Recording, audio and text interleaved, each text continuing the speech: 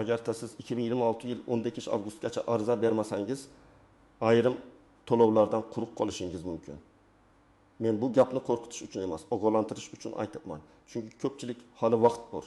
O'zi avtomatik tushsa kerak. Mahalladagilar aytadi deb yuradi. Keyin muddat o'tib ketgach, pulni qaytarib olish juda qiyin bo'ladi yoki umuman imkonsiz bo'lib qoladi. Bugungi ma'lumot har bir oila uchun muhim. Pensionerlar, nafaqa oluvchilar, ijtimoiy yordamga muhtoj oilalar, farzandi bor ota-onalar, nogironligi bo'lgan fuqarolar, o'quvchisini yo'qotganlar, kam ta'minlanganlar va uy-joy kommunal, ta'lim yoki boshqa kompensatsion to'lovlarga umid qilayotganlar buni diqqat bilan eshitish kerak. Men hozir sizga oddiy tilda tushuntiraman. Ilgari qanday edi, hozir nimaga ariza muhim bo'lib qolyapti, kim xavotir olishi kerak. Kim xavotir olmasa ham bo'ladi. Qaysi holatlarda odamlar eng ko'p xato qiladi va 2026 yil 15 avgustgacha nimalarni tayyorlab qo'yish kerak. Videoni oxirigacha ko'ring. Chunki eng muhim joyi shundaki.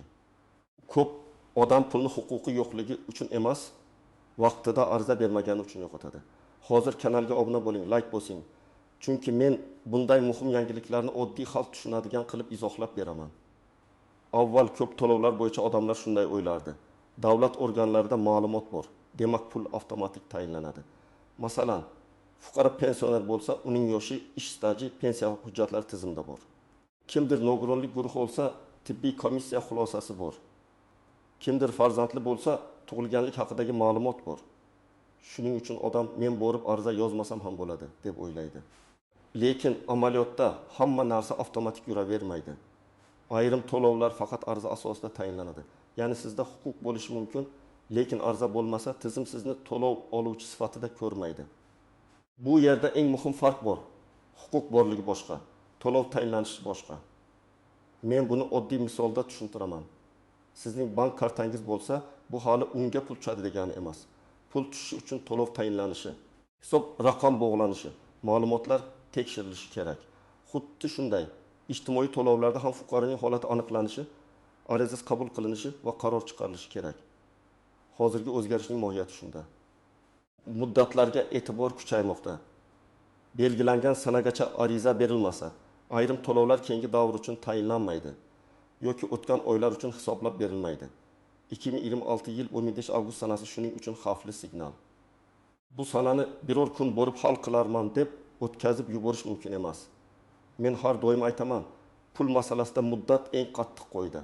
Hujjat yetishmasa to'ldirish mumkin, xato bo'lsa tuzatish mumkin.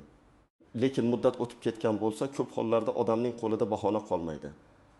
Bu shuni anglatadiki, siz ma'lum to'lov, nafaqa, kompensatsiya yoki yordam pulini olishni istasangiz, o'zingiz faol bo'lishingiz kerak. Menga telefon qilishadi, mahalla xabar beradi, xodimlar o'zi ko'radi degan umidga suyanib qolmang. Amalda ko'p xatolar aynan shu yerdan chiqadi. Bir odam boshqa odamdan eshitadi, ariza shart emas ekan deydi. Ikkinchisi mening qo'shnim oldi, men ham avtomatik olaman deydi. Uchinchisi hali 2026 yil-ku, uzoq deb yuradi. Lekin vaqt juda tez o'tadi. Ayniqsa hujjat yig'ish, ma'lumotnoma olish, bank kartasini rasmiylashtirish. Ro'yxatdagi xatoni tuzatish kerak bo'lsa. Oldin ayrim joylarda fuqaroga ko'proq tushuntirish berilgan, mahalla orqali xabar yetkazilgan, ayrim to'lovlar bo'yicha ro'yxatlar tuzilgan. Hozir esa elektron tizimlar, ariza berish tartiblari, identifikatsiya, yashash manzili, daromad ma'lumotlari, oilaviy tarkib kabi mezonlar muhim bo'lib bormoqda. Demak, sizning hujjatingizdagi kichik xato ham to'lovga ta'sir qilishi mumkin. Masalan, pasportdagi familiya boshqa, bank kartasidagi ism boshqa tartibda yozilgan bo'lsa, tizimda muammo chiqadi. Yashash manzili eski bo'lsa, oila tarkibi noto'g'ri ko'rinadi. Daromad ma'lumoti yangilanmagan bo'lsa, yordam rad etilishi mumkin. Birinchi navbatda ijtimoiy yordamga muhtoj oilalar tekshirish kerak. Masalan, oilada 3 nafar farzand bor. Ota vaqtincha ishlamayapti. Ona uyda bola parvarishida ijara to'lanadi. Kommunal xarajatlar bor. Bunday oila yordamga haqli bo'lishi mumkin.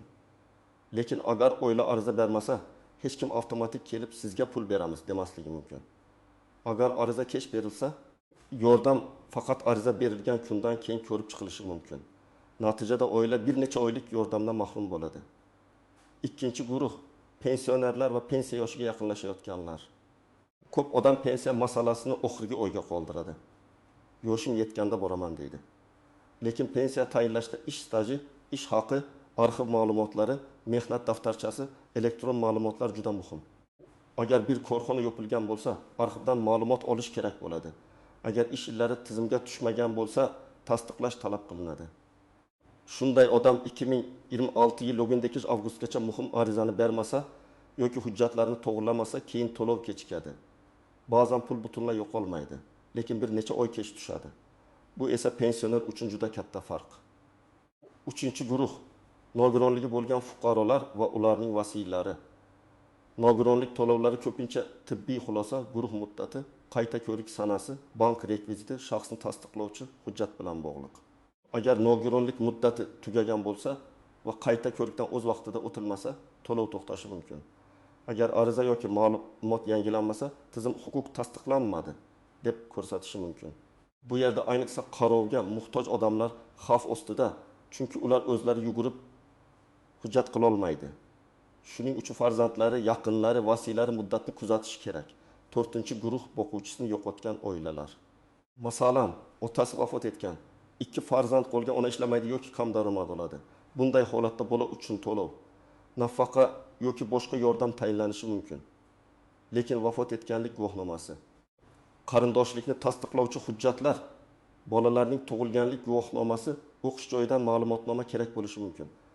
Agar bola 15 yoshdan oshgan, lekin kunduzgi ta'limda o'qiyotgan bo'lsa, o'qish ma'lumotnomasi kech topshirilsa, to'lov uzilib qolishi ehtimoli bor. 5-guruh farzand puli, nafaqa, moddiy yordam yoki kompensatsiya olishni istayotgan oilalar. Ko'p ota-onalar bolam bor, demak pul tushishi kerak deb o'ylaydi. Lekin farzand borligi o'zi yetarli emas. Oila daromadi, mulkiy yashash sharoiti, oiladagi a'zolar soni, rasmiy ish haqi, aliment, pensiya, stipendiya, boshqa tushumlar ham hisobga olinishi mumkin. Agar siz ariza bermasangiz, bu ma'lumotlar tekshirilmaydi va to'lov tayinlanmaydi. Birinchi misol, Toshkent viloyatida yashovchi oila bor deb tasavvur qilaylik. Oilada ota, ona va 3 farzand. Ota mavsumiy ishlaydi. Oylik daromadi ba'zan 2 million so'm, ba'zan umuman yo'q. Ona kichik farzand bilan uyda. Ular mahalladan yordam olish mumkinligini eshitgan, lekin keyinroq boramiz deb yurgan. Agar ular arizani vaqtida bersa, shartlari mos kelsa, oyma-oy yordam olishi mumkin. Agar 5 oy kechiksa, shu 5 oy ichida olishi mumkin bo'lgan puldan ayrilishi ehtimoli bor. Bu 300 ming so'm bo'ladimi, 700 ming so'm bo'ladimi, 20 million so'm bo'ladimi? Oilaning holatiga qarab farq qiladi. Lekin muhim jihat bitta. Kechikkan oylar oilaning cho'ntagidan ketadi. Ikkinchi misol, 60 yoshga yaqinlashgan fuqaro 30 yil ishlagan. Mehnat daftarchasida eski korxona muhri bor. Lekin korxona allaqachon yopilgan. U pensiya hujjatini tayyorlashni oxirgi kunga qoldirdi.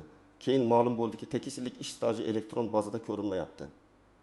Arxivga so'rab yuborish kerak. Javob 21 kun yoki 30 kun kuttirishi mumkin. Agar fuqaro bu ishni oldinroq boshlaganda pensiyasi vaqtida tayinlanardi. Kechiksa to'lov ham kechikadi. Ba'zi holatda esa ariza sanasi muhim bo'lgani uchun o'tgan davr bo'yicha bahs chiqadi. 3-misol, nogironligi bo'lgan fuqaro bank kartasini almashtirgan, eski karta yopilgan. Yangi karta ma'lumotlari esa tegishli tizimga berilmagan. U pul kelmayapti deb 1 oy kutadi, 2 oy kutadi. Keyin borib so'rasa, rekvizit yangilanmagan bo'ladi. Bunday holatda odam huquqiga ega bo'lsa ham texnik sabab bilan to'lovni vaqtida ola olmaydi. Shuning uchun ariza faqat bir marta yoziladigan qog'oz emas, balki ma'lumotlarni yangilab turish vositasi hamdir. 4-misol. Talaba bo'lgan bola boquvchisini yo'qotganlik to'lovi oladi. U maktabni tugatib, kollej yoki universitetga kiradi. Lekin o'qish joyidan ma'lumotnoma vaqtida berilmaydi yoki oilasi topshirmaydi. Tizimda bola endi o'qimayapti deb ko'rinishi mumkin. Natijada to'lov to'xtaydi. Keyin oila u o'qiyapti-ku deb e'tiroz qiladi. Ha, o'qiyapti, lekin hujjat bilan tasdiqlanmagan. Davlat to'lov hujjatga qaraydi, og'zaki gapga emas. Agar sizning to'lovingiz allaqachon tayinlangan bo'lsa, hujjatlaringiz to'liq bo'lsa, bank rekvizitlaringiz ishlayotgan bo'lsa, yashash manzilingiz va oilaviy holatingiz o'zgarmagan bo'lsa, xavotir kamroq. Lekin men baribir tekshirib qo'yishni maslahat beraman. Chunki odam o'zi bilmagan holda tizimda xato bo'lishi mumkin. Masalan, doimiy ro'yxat boshqa joyda, amalda yashash boshqa joyda. Nikoh qayd etilgan. Lekin oilaviy tarkibda aks etmagan. Farzand tug'ilgan, lekin tegishli bazada bog'lanmagan. Bank kartasi amal muddati tugagan. Bularning hammasi to'lovga ta'sir qiladi.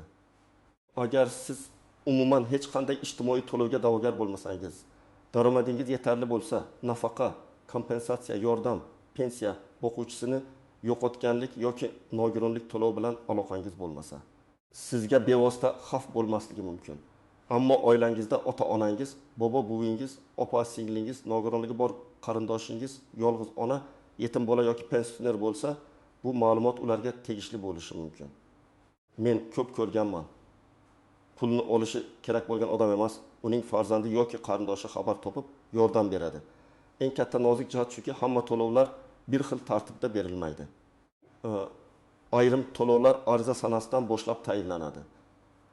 Ayrimlar huquq paydo bo'lgan kundan hisoblanishi mumkin, lekin buning uchun qonunda belgilangan muddat ichida murojaat qilish kerak. Ayrimlari esa faqat keyingi oy uchun beriladi. Shuning uchun hammasi baribir keyin to'lanadi degan fikr xato. Har bir to'lov turi bo'yicha alohida tartib bor. Ikkinchi nozik jihat, ariza berishning o'zi ham yetarli bo'lmasligi mumkin. Ariza qabul qilingani, ro'yxatdan o'tgani, kirim raqami berilgani, ko'rib chiqish muddati boshlanganini bilish kerak. Men fuqarolarga doim aytaman, ariza topshirdingizmi? Tasdiqlovchi hujjatni oling. Agar onlayn topshirsangiz, ariza raqamini saqlang. Agar davlat xizmatlari markaziga borsangiz, kvitansiya yoki qabul qilinganligi haqidagi ma'lumotni oling.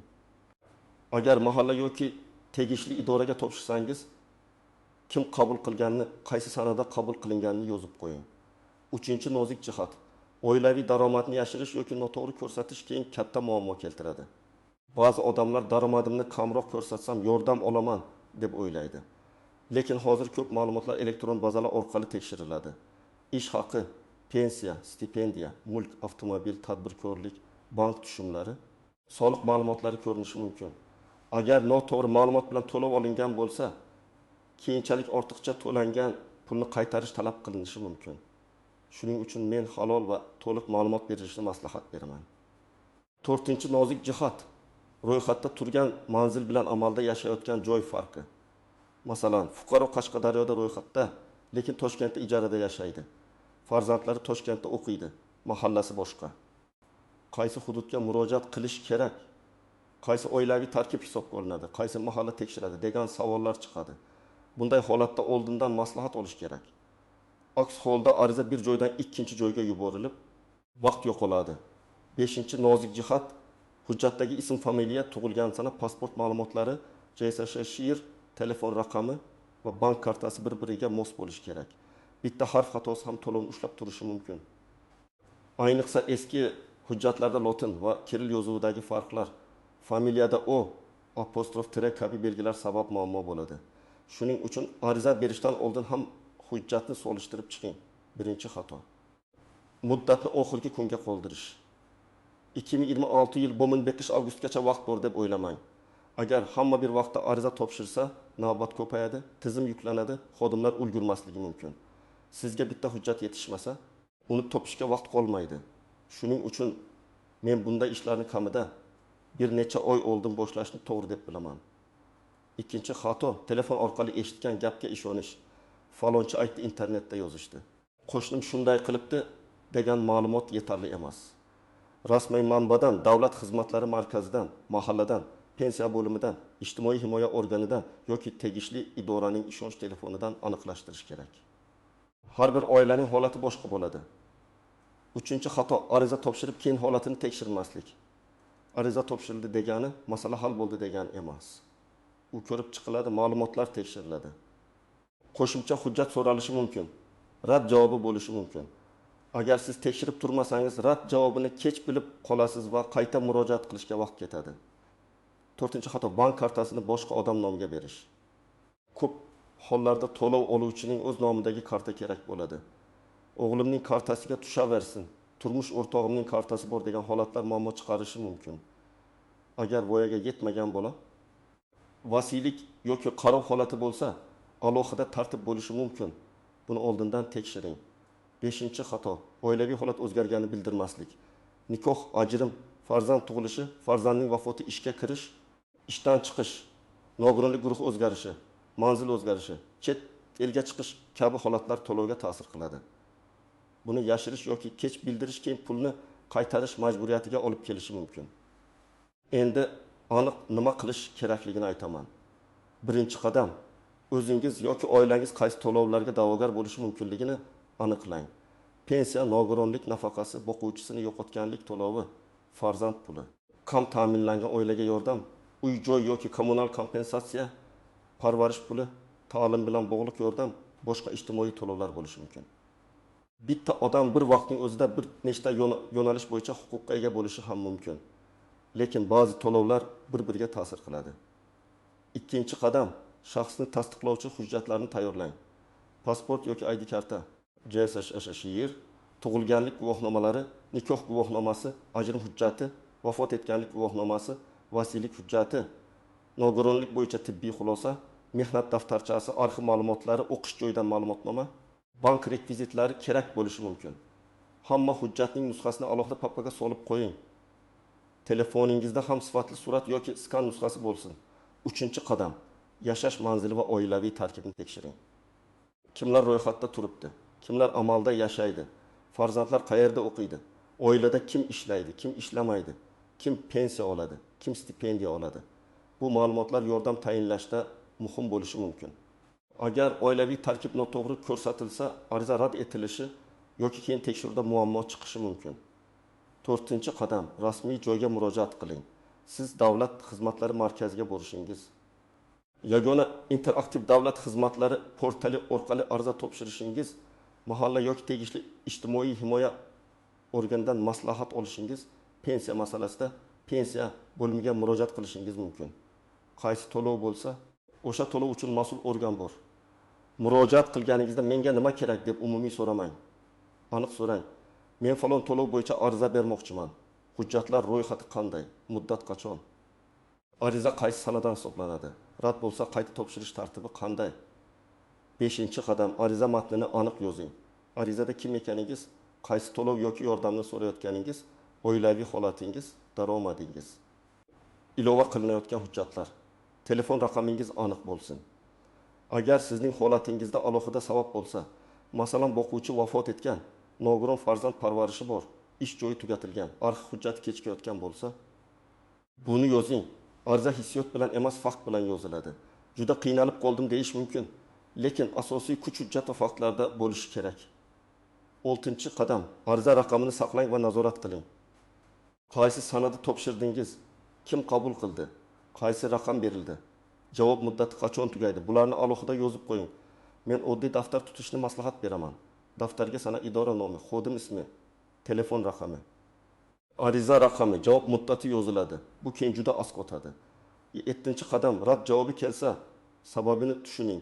Rad bo'ldi degani hammasi tugadi degani emas. Balki hujjat yetishmagandir. Daromad mezoni oshib ketgandir. Oilaviy tarkib noto'g'ridir. Bank rekviziti xatodir. Ariza noto'g'ri to'lov turiga berilgandir. Rad javobini og'zaki eshitib qo'ymang. Yozma yoki elektron shaklda sababini oling. Sababni bilsangiz, uni tuzatish mumkin. Men sizga vaqtni kutmasdan quyidagi tartibda harakat qilishni maslahat beraman. Avvalo, bugunoq oilangizdagi barcha to'lovlarni ro'yxat qilib chiqing. Kim pensiya oladi, kim nafaqa oladi, kim yordamga muhtoj, kimning hujjati tugash arafasida, kimning bank kartasi amal muddati tugaydi, kimning nogironlik qayta ko'rigi yaqin. Keyin har biriga alohida muddat yozing. Masalan, nogironlik ko'rigi qachon? Talabaning ma'lumotnomasi qachon yangilanadi? Bank kartasi qachon tugaydi? Pensiya yoshi qachon to'ladi? Pasport muddati o'tmaganmi? ID karta ma'lumotlari to'g'rimi? Telefon raqam sizning nomingizdami? Bank kartangiz faolmi? Familiya o'zgargan bo'lsa, hujjatlar moslashtirilganmi? Ayollar nikohdan keyin familiyasini o'zgartirgan bo'lsa, eski diplom. Mehnat daftarchasi tug'ilganlik guvohnomasi bilan bog'liqlikni tasdiqlash kerak bo'lishi mumkin. Bu mayda ko'rinadi, lekin pensiya yoki nafaqa tayinlashda katta ahamiyatga ega. Agar siz keksalar, nogironligi bo'lganlar yoki yolg'iz yashovchi qarindoshlaringiz uchun javobgar bo'lsangiz, ularning hujjatlarini o'zingiz tekshirib chiqing. Ko'p ota-onalar farzandiga aytmaydi, o'zim hal qilaman deydi. Lekin idoraga borishga qiynaladi. Keyin muddat o'tadi. Shuning uchun oilada buni ochiq gaplashing. Pul masalasi uyat emas, bugungi huquq masalasi. Yana bir muhim maslahat, arizani oxirgi haftaga qoldirmang. 2026 yil 15 avgust chegara bo'lsa, siz 2026 yil iyulda emas, undan oldinroq harakatni boshlang. Chunki hujjat yig'ish bir kunda bitmasligi mumkin. Arxiv ma'lumoti kerak bo'lsa vaqt ketadi. Tibbiy ko'rik kerak bo'lsa navbat bo'ladi. Bank kartasi chiqarish kerak bo'lsa bir necha kun ketadi. Elektron tizimda xato bo'lsa, uni tuzatish ham vaqt oladi. Eng xavfli vaziyatlardan biri odam o'zini to'lovga haqli deb biladi. Lekin hujjat bilan tasdiqlay olmaydi. Masalan, 20 yil ishlagan, lekin mehnat daftarchasida yozuvi noto'g'ri. Yoki farzand unga qarashli, lekin hujjatda vasiylik rasmiylashtirilmagan. Yoki oilada daromad yo'q. Lekin bir qarindosh nomida eski avtomobil turibdi va tizim uni mulk deb ko'rsatadi. Bunday narsalarni oldindan aniqlash kerak. Ikkinchi xavfli vaziyat, men oldin olganman, demak yana olaman deb o'ylash. To'lov 1 yil tayinlangan bo'lsa, keyingi yil avtomatik davom etmasligi mumkin. Oilaning daromadi o'zgargan bo'lishi mumkin. Farzand yoshi o'zgargan bo'lishi mumkin. Qonunchilikdagi mezonlar o'zgargan bo'lishi mumkin. Shuning uchun har bir yangi davrda qayta tekshirish zarur. Uchinchi xavfli vaziyat, boshqa odamning maslahati bilan noto'g'ri ariza berish. Masalan, sizga moddiy yordam kerak, lekin boshqa turdagi nafaqaga ariza berasiz. Yoki pensiya bo'yicha murojaat qilish kerak, lekin umumiy shikoyat yozib yuborasiz. Natijada javob kelguncha vaqt o'tadi. Ariza aniq bo'lishi kerak. Qaysi to'lov, qaysi asos, qaysi hujjatlar. Men bugun sizga asosiy narsani tushuntirdim. 2026 yil 15 avgustgacha ariza berish masalasini beparvo qoldirmang. Pulni yo'qotish ko'pincha huquq yo'qligidan emas, muddat o'tkazib yuborilgani, hujjat tayyorlanmagani, ariza noto'g'ri berilgani yoki ma'lumotlar yangilanmagani uchun sodir bo'ladi. Siz hozirdan hujjatlaringizni tekshirsangiz, qaysi to'lovga da'vogar ekaningizni aniqlasangiz, rasmiy joydan maslahat olib, arizani vaqtida topshirsangiz, o'zingizni va oilangizni keraksiz yo'qotishdan himoya qilasiz. Mening yakuniy maslahatimgina emas, qat'iy ogohlantirishim ham shu: kutmang. Bugun birinchi qadamni qo'ying, hujjatlarni ko'ring. Yaqinlaringizdan so'rang. Davlat xizmatlari markaziy yoki tegishli idoraga murojaat qiling. Ariza raqamini saqlang va natijasini nazorat qiling. Kim vaqtida harakat qilsa, o'z huquqini himoya qiladi. Kim kechiksa, puldan ayrilishi mumkin. Sizningcha bunday to'lovlar avtomatik tayinlanishi kerakmi? Yoki fuqaro albatta ariza berishi to'g'rimi? Fikringizni izohlarda yozib qoldiring. Video foydali bo'lgan bo'lsa, like bosing. Kanalga obuna bo'ling va bu ma'lumotni ota-onangiz, qarindoshlaringiz, qo'shnilaringizga yuboring. Chunki bir odam vaqtida xabar topsa, butun oilaning puli saqlanib qolishi mumkin.